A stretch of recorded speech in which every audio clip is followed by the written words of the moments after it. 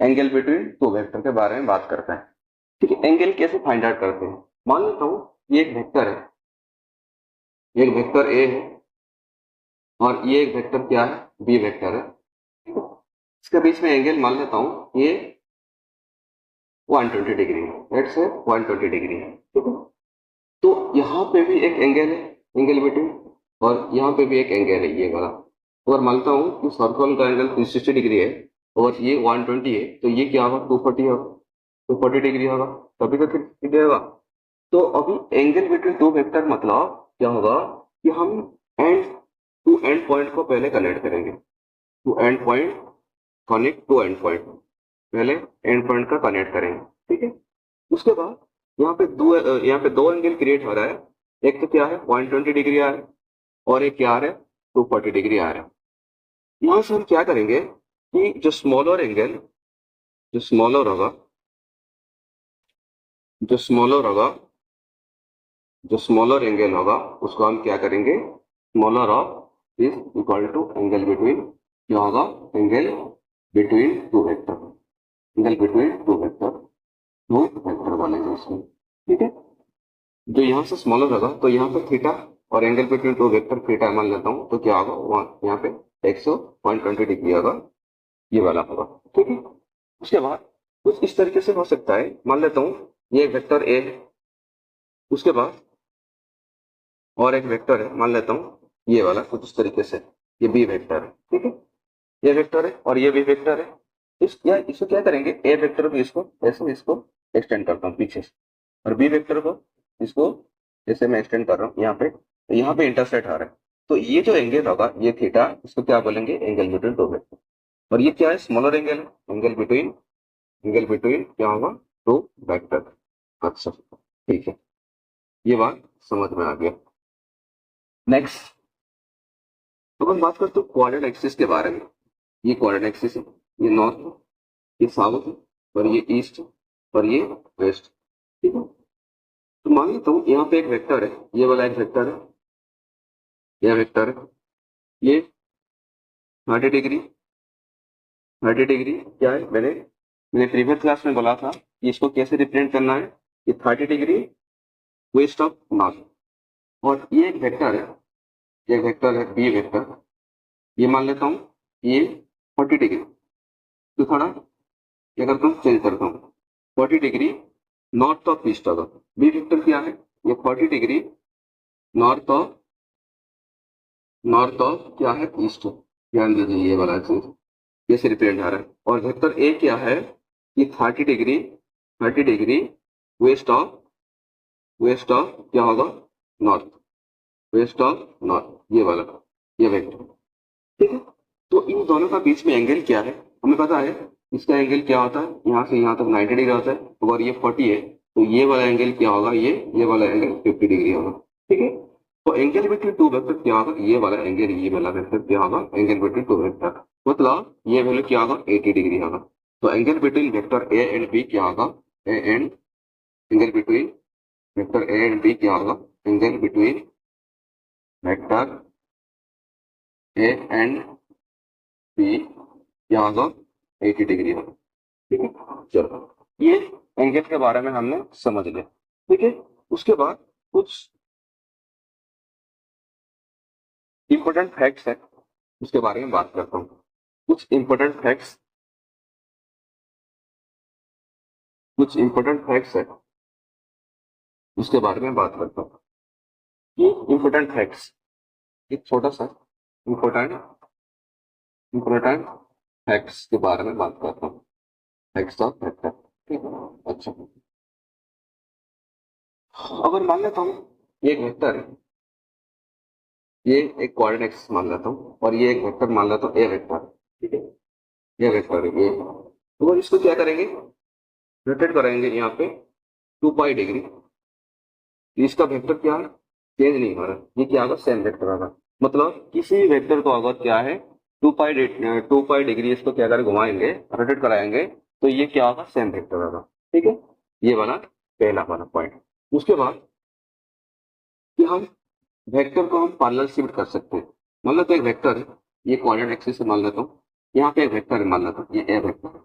इस इस वेक्टर को मैं यहाँ पे शिफ्ट कर सकता हूँ पैरेलल, इसको यहाँ पे भी शिफ्ट कर सकता हूँ, ये वाला, इसको क्या बोलते हैं पैरेलल शिफ्टिंग। अगर पैरेलल शिफ्ट करता हूँ तो वेक्टर का भी चेंज नहीं होता है, ठीक है, वेरी गुड।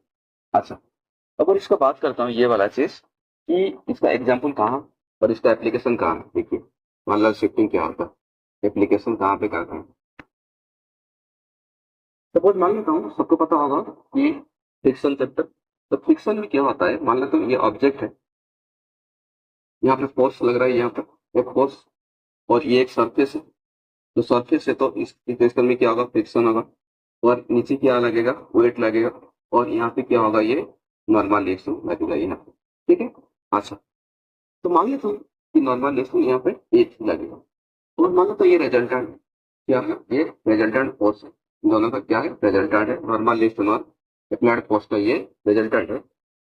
तो अगर हमें ये रिजल्टेंट का हमें फाइंड आउट करना है, तो क्या करना चाहिए कि एंगल बिटवीन टू वेक्टर चाहिए। तो अगर एंगल बिटवीन टू वेक्टर चाहिए तो मैं इसको क्या करता हूँ, इसको एक्सटेंड करता हूँ, और यहाँ पे ये वाला एफ को यहाँ पे मैं शिफ्ट कर सकता हूँ, यहाँ पे ऐसे मैं इसको शिफ्ट कर सकता हूँ, यहाँ पे एफ को मैं शिफ्ट कर सकता हूँ। तो अगर ये मान लो शिफ्ट होगा यहाँ तक, तो ये वाला वेक्टर क्या होगा, कभी चेंज नहीं होगा। अगर ये मान लो तो रिजल्टेंट वेक्टर है, ये मान लो तो ये रिजल्टेंट वेक्टर है, अगर ये रिजल्टेंट वेक्टर है, इस वेक्टर को मैं यहाँ पे शिफ्ट कर सकता हूँ, ये वाला, यहाँ पे ऐसे इसको ऐसे इसको मैं शिफ्ट कर सकता हूँ, ये एफ वेक्टर, इसको ऐसे शिफ्ट कर सकता हूँ, ये वाला से, ठीक है। ये हो गया एप्लीकेशन, ठीक, बस यहाँ तक। उसके बाद एंगल पता चल गया कि एंगल बिटवीन टू वेक्टर मतलब क्या है, कि smaller angle between two vector is called the angle between two vector. बस यहाँ तक कंप्लीट क्लास 2। नेक्स्ट नेक्स्ट बात करेंगे कि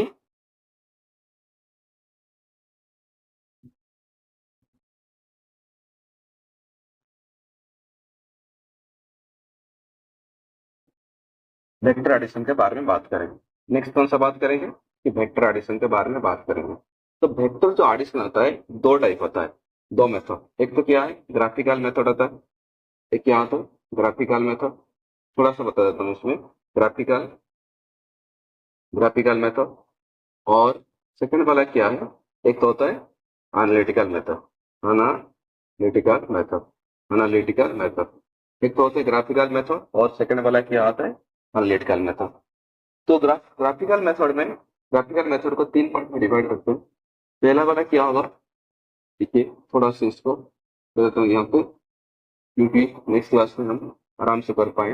ग्राफिकल मेथड को हम, एक तो क्या है law of triangle, law of vector,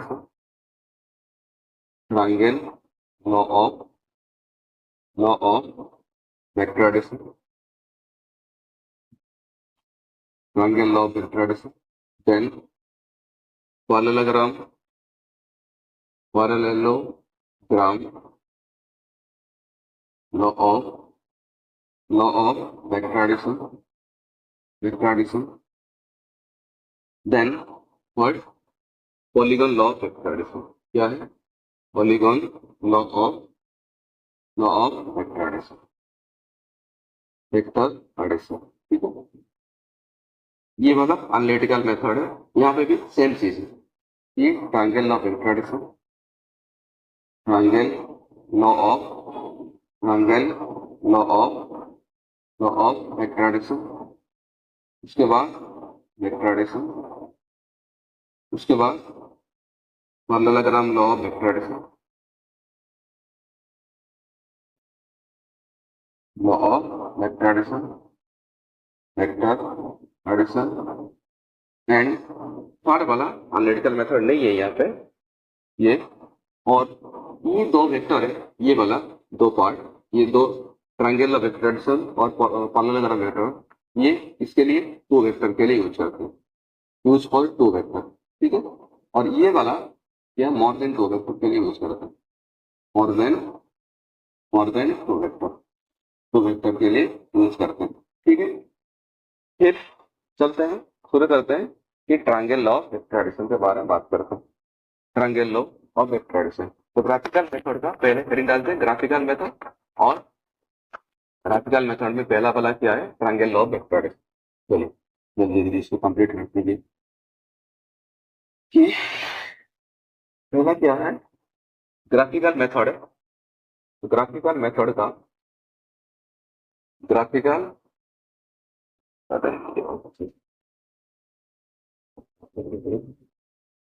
क्या होगा? तो पहला ग्राफिकल मेथड, ग्राफिकल मेथड, ठीक है। ग्राफिकल मेथड में नंबर वन क्या है? ये ट्रायंगल लॉ ऑफ एक्सट्राडेशन। क्या है? Triangle law of extradition. क्या है? Triangle law of extradition. Triangle law of extradition. तो ट्रायंगल लॉ ऑफ एक्सट्राडेशन क्या है, पहले बात करता हूं। सपोज दो vector represent two side of the triangle. मान लेता हूं ए वेक्टर है, उसके बाद और एक बी वेक्टर है, मान लेता हूं ये बी वेक्टर है, represent two side of the triangle, ठीक है। और ये क्या है? सेम ऑर्डर में। सेम ऑर्डर का मतलब क्या है? देखो, अगर ये वाला बात करता हूं, सपोज ये वाला चीज ये ऐसे घूम रहा है, ठीक है, ये ऐसे घूम रहा है, ऐसे घूम रहा है ये वाला चीज, तो ये क्या होगा? सेम ऑर्डर है। ये क्या होगा? ये सेम ऑर्डर। और उल्टा घूमेगा, ये ऐसे जा रहा है ऐसे, ये सेम ऑर्डर है। अगर ये उल्टा ऐसे घूमेगा ऐसे, ये वाला, ये क्या होगा? ये डिफरेंट ऑर्डर होगा ये, और अपोजिट ऑर्डर। इस ऑर्डर का ये वाला क्या होगा? Opposite order. क्या होगा? ये अपोजिट। ये क्या होगा? ये अपोजिट ऑर्डर। तो ये सेम ऑर्डर है, और ये अगर उल्टा घूमेगा तो क्या होगा? अपोजिट। देखो ये ऐसे जा रहा है, ये इसका क्या है? इसका एरो कहाँ जा रहा है? ऐसे ऐसे जा रहा है, ऐसे पर्टिकुलर। उसके बाद जो थर्ड वाला साइड है, ये वाला थर्ड वाला साइड है, ये क्या होगा? ये अपोजिट ऑर्डर में होगा। वो थर्ड वाला साइड क्या होगा? रिजल्टेंट होगा, ठीक है। थर्ड वाला साइड क्या होगा? रिजल्टेंट होगा।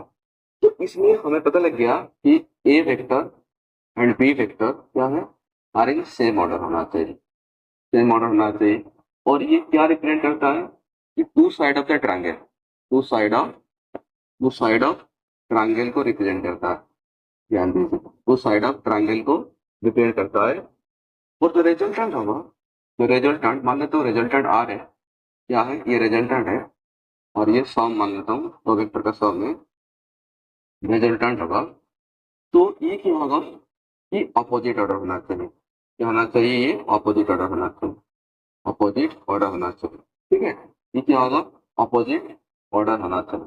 मतलब ये अगर ए और बी क्लॉकवाइज है, ए और बी क्या है? क्लॉकवाइज, ये एंटी क्लॉकवाइज है, ऐसे जा रहा है, मतलब एंटी क्लॉकवाइज है, एंटी क्लॉकवाइज। तो आर क्या होगा? क्लॉकवाइज होगा। ध्यान रखिए, आर क्या है? क्लॉकवाइज होगा। देखो ये ऐसे जा रहे हैं, ऐसे, और ये ऐसे जा रहा है, ठीक है। तो पहले क्या करेंगे? ए का मैग्नीट्यूड यहाँ पे मेजर कर लेते हो, मान लेता हूँ ये 3 होगा, 3 न्यूटन ही मान लेता हूँ, और ये 4 न्यूटन है, ठीक है। उसके बाद हम स्केल में यहाँ पे डाल के ये वाला चीज हम क्या करेंगे? इसको कि इसको कनेक्ट करेंगे और इसको मेजर कर देंगे, जो वैल्यू आएगा ये मान लेता हूँ क्या होगा? ये 5 न्यूटन होगा, ठीक है। तो ये इसको बोलते हैं क्या? ये ट्रायंगल लॉ ऑफ एक्सट्राडेशन। और ये क्या? ग्राफिकल मेथड है। तो स्टेटमेंट के बारे में अगर बात करता हूँ, और मैं स्टेटमेंट लिखता हूँ इसमें, वो स्टेटमेंट लिखता हूँ, if if two vectors if two vectors are represent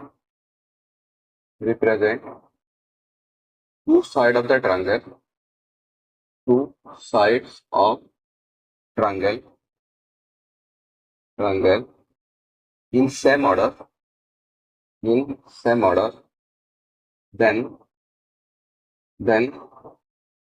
third side of the triangle, then third side of the triangle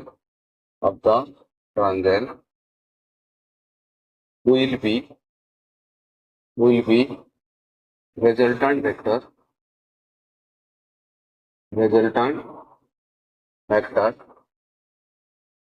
which is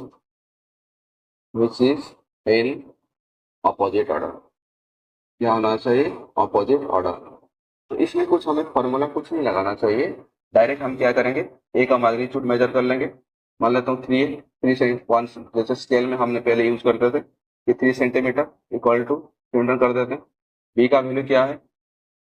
B का वैल्यू इसमें क्या करेंगे? ये 4 सेंटीमीटर इक्वल टू क्या है? 4 न्यूटन। देखिए दोस्तों, यहाँ पे सबको दिक्कत है ना सर, यहाँ पे 3 लिखिए, यहाँ पे 4, यहाँ पे 5, ये मनमानी कैसे हो रहा है? देखिए, मैं यहाँ पे एजम करके लिख रहा हूँ, ये 5 हो सकता है, 6 हो सकता है, ठीक है, 6 हो सकता है, 7 हो सकता है, कुछ भी हो सकता है इसमें। तो यहाँ से पहले स्केल में ये इसको रिप्रेजेंट करता हूँ यहाँ पे, ठीक है। उसके बाद इसको स्केल में रिप्रेजेंट करूंगा, उसके बाद यहाँ से इस पॉइंट कनेक्ट कर दूंगा, जो वैल्यू आएगा वो क्या होगा, रिजल्ट डाटा का। ये होता है ग्राफिकल रिप्रेजेंटेशन ऑफ द क्या है, ट्रायंगल ऑफ वेक्टर एडिशन। और उसका स्टेटमेंट क्या होगा, if the two vector are represent in the represent two side of the triangle in the same order, then third side of the vector, third side of the triangle will be resultant vector which is in the opposite order। तो इसमें याद रखें, ठीक है। Next, उसके बाद बात करता हूँ सेकंड वाला, देखो जल्दी जो कंप्लीट करो जल्दी। देन सेकंड वाला मेथड क्या है,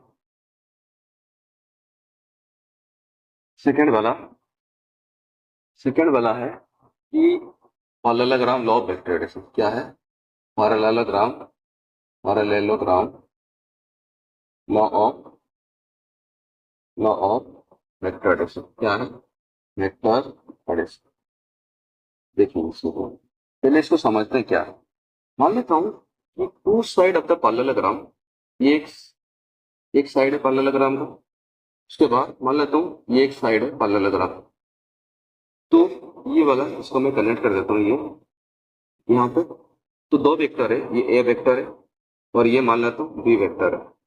और ये ए और बी दो वेक्टर क्या रिप्रेजेंट कर रहे हैं, two side of the parallelogram. मान लेता हूँ ये एक पैरेललोग्राम है, ये इसमें पैरेलल है, ये इसमें पैरेलल है। उसके बाद अगर मैं इसको डायगोनल कनेक्ट करता हूँ, यहाँ से यहाँ तक ये डायगोनल को मैं कनेक्ट करता हूँ ये वाला, तो ये रिप्रेजेंट करता है ये रिजल्टेंट, ठीक है। तो ये मान लेता हूँ कुछ भी होगा, ये कुछ भी लिख सकता हूँ। ये मैं एग्जाम्पल लेता हूँ, एक्स सेंटीमीटर, एक्स न्यूटन है, और ये मान लेता हूँ वाई न्यूटन है, वाई, और ये कि आर क्या होगा, ये जेड न्यूटन है, ठीक है। तो इसको क्या करना है कि मेजर करना है। उसके बाद यहाँ पे यहाँ पे स्केल से मेजर करना है, इसको स्केल से मेजर कर देना है। उसके बाद इसको स्केल से मेजर करना है, जो वैल्यू आएगा वही होगा रिजल्टेंट वेक्टर। तो इसका स्टेटमेंट क्या होगा। और एक चीज यहाँ पे देखिए, जो ट्रायंगल में बात करते थे, तो एक यहाँ पे एक वेक्टर कौन सा था, ऐसा था। उसके बाद वेक्टर बी ऐसा था, ठीक है, ध्यान देखिए। तो यहाँ पे जो कनेक्शन हो रहा था, कनेक्शन रिजल्टेंट वेक्टर का मतलब दो वेक्टर कनेक्शन कैसा हो रहा है यहाँ पे कि हेड टू टेल हो रहा था। क्या है, हेड टू टेल हो रहा था, ठीक है, ध्यान देखिए। लेकिन यहाँ पे जो कनेक्शन हो रहा है, देखिए यहाँ पे क्या हो रहा है, टेल टू टेल कनेक्शन आ रहा है कि नहीं बताओ, टेल टू टेल कनेक्शन आ रहा है। ध्यान दीजिए ये वाला टेल टू टेल कनेक्शन आ रहा है, ये भी टेल कनेक्ट हुआ, यहाँ पे टेल, लेकिन यहाँ पे क्या है, हेड और टेल कनेक्ट आ रहा है। तो इसका स्टेटमेंट क्या होगा, ये होगा, इसको स्केल में मेजर करें, इसका डिस्टेंस कुछ होगा, इसका डिस्टेंस कुछ होगा। उसके बाद ये वाला इसका पैरेलल शिफ्ट कर देंगे, ये वाला इसको ऐड कर देंगे। उसके बाद यहाँ से ये वाला पॉइंट को हम मेजर कर लेंगे स्केल में, वो रिप्रेजेंट करता है, क्या रिप्रेजेंट करेगा, रिजल्टेंट वेक्टर। तो यहाँ पे लिख दिया हूँ कि एक्स न्यूटन मतलब एक्स सेंटीमीटर मान लेता हूँ, ये एक्स सेंटीमीटर है, ये क्या है वाई सेंटीमीटर, कुछ भी होगा ये वाई सेंटीमीटर, और ये क्या मान लेता हूँ जेड सेंटीमीटर, ठीक है। मैं इसको पोस्ट में लिखा हूँ, तो इसमें इसको यहाँ पे लिखता हूँ जेड सेंटीमीटर। इसका वैल्यू कुछ भी हो सकता है, ये बता, ठीक है। तो ये प्रॉपर्टी हिसाब से ये वैल्यू आएगा। तो इसका स्टेटमेंट क्या होगा, देखिए दोस्तों, इसका स्टेटमेंट यही होगा, statement if two side two sides of a parallelogram parallelogram represents if two sides of the parallelogram represent two vector then vector connect किसको कनेक्ट करते हैं, टेल टू टेल। ध्यान रखिए ये चीजें, टेल टू टेल कनेक्ट करते हैं, ठीक है, tail to tail. Then diagonal will be represent diagonal diagonal will be represent diagonal will be represent the resultant vector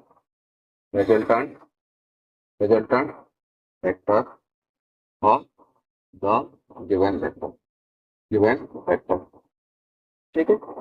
इसको स्टेटमेंट क्या है, मेरे हिसाब से मैं लिखा हूं यहाँ पे, तो इसको ऐसे लिख सकते हैं कि if the two side of the parallelogram represent the two vector, then the diagonal and then its diagonal will represent the what? Diagonal will represent the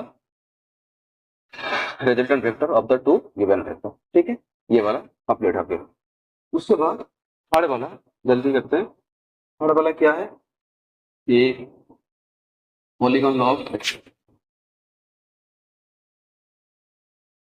third वाला क्या है? Polygon law of vector addition. क्या होगा? Polygon law of, polygon law of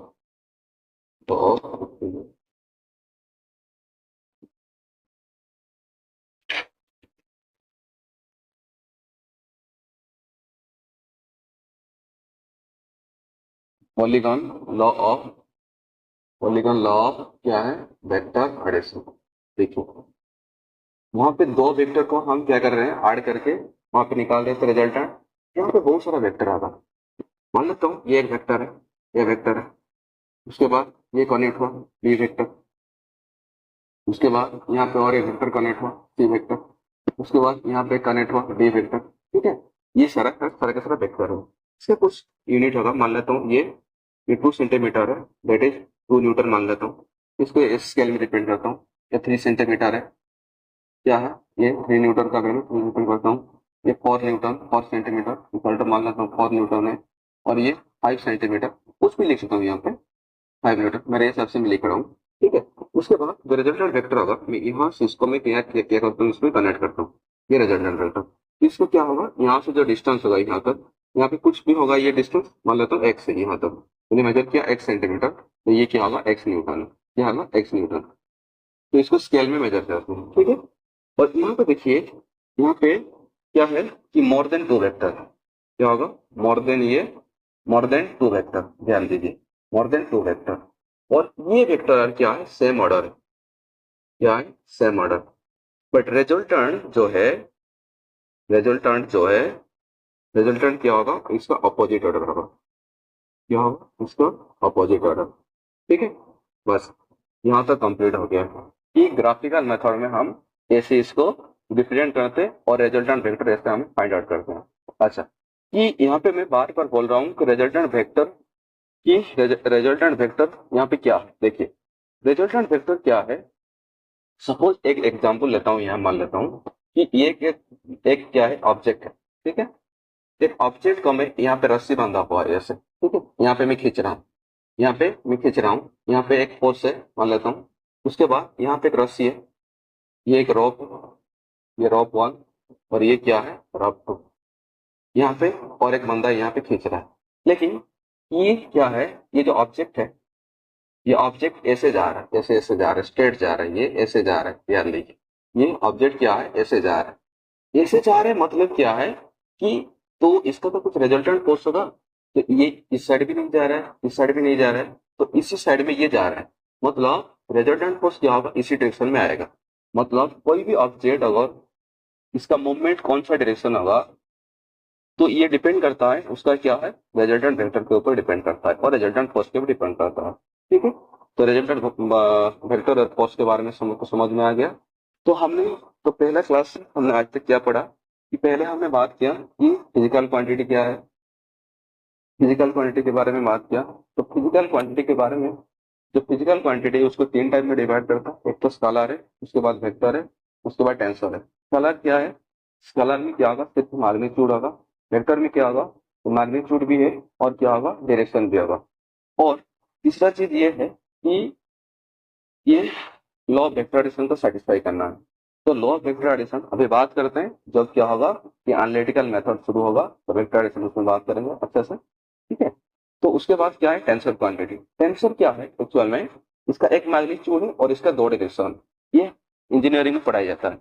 जैसे कि एक छोटा सा एग्जांपल यहाँ बात बोल रहा हूँ, यहाँ पे मान लेता हूँ ये एक 3 डायमेंशनल ऑब्जेक्ट है। यहाँ बनाता हूँ थोड़ा सा, देखिए यहाँ पे ये वाला, ये 3 डायमेंशनल ऑब्जेक्ट है। ठीक है, तो इसमें फेस कितना होगा? 6 फेस होगा ना। इसमें क्या होगा? ये 6 फेस होगा। ये ध्यान दीजिए, यहाँ पे 6 फेस होगा। तो यहाँ पे, तो इसका तो मैग्नीट्यूड मान लेता हूँ, यहाँ पे कुछ फोर्स है यहाँ पे। ठीक है, यहाँ पे कुछ फोर्स है, ये एक्स एक्सिस है, ये एक्स है, ये वाई है, और ये मान लेता हूँ ये जेड। ठीक है, अच्छा देखिए, तो यहाँ पे ये वाला एक फेस है, और ये वाला एक फेस है, ध्यान से देखो। तो इसका परपेंडिकुलर ये वाला फेस है। तो मैं कोई भी फोर्स यहाँ पे यूज करता हूँ, ये मान लेता हूँ ये फेस को मैं क्या करता हूँ, ये फेस को मैं एक्स फेस मानता हूँ, एक्स फेस। और ये क्या है, ये क्या है, वाई फेस। ध्यान दीजिए। तो अगर फोर्स यहाँ पे मैं यूज करता हूँ, मैं यहाँ पे फोर्स लगाता हूँ, ऐसे कुछ फोर्स लगाता हूँ, मान लेता हूँ 5 न्यूटन है, ठीक है। तो 5 न्यूटन, ये कौन सा फेस है बताओ, ये एक्स फेस है और एक्स डायरेक्शन भी है। और इस तरीके से मैं इसको यूज करता हूँ, इस तरीके से ये एफ है, तो ये क्या होगा कि फेस तो एक्स है, क्या होगा, फेस तो एक्स है, लेकिन डायरेक्शन क्या है बताओ, डायरेक्शन क्या है, ये वाई है। ये ध्यान रखें। इसीलिए इसका दो डायरेक्शन है, एक क्या है, एक फेस का डायरेक्शन, एक फेस का डायरेक्शन, और इसका क्या है, एक्सिस का डायरेक्शन। तो क्या है, एक्सिस डायरेक्शन। इसीलिए ये टेंसर जो क्वांटिटी है, टेंसर जो क्वांटिटी है, उसका क्या है, एक तो मैग्नीट्यूड है, और मैग्नीट्यूड है, और उसका टू डायरेक्शन। टू डायरेक्शन कौन होगा, एक तो फेस डायरेक्शन होगा, और एक्सिस वाला डायरेक्शन होगा, उसका कौन सा एक्सिस में काम कर रहा है। That is it is all about graphical method of graphical method of vector addition and types of vector, then types of vector, then representation of vector. Okay, then मिलते हैं नेक्स्ट क्लास, उसके बाद करेंगे analytical method of vector addition, ठीक है।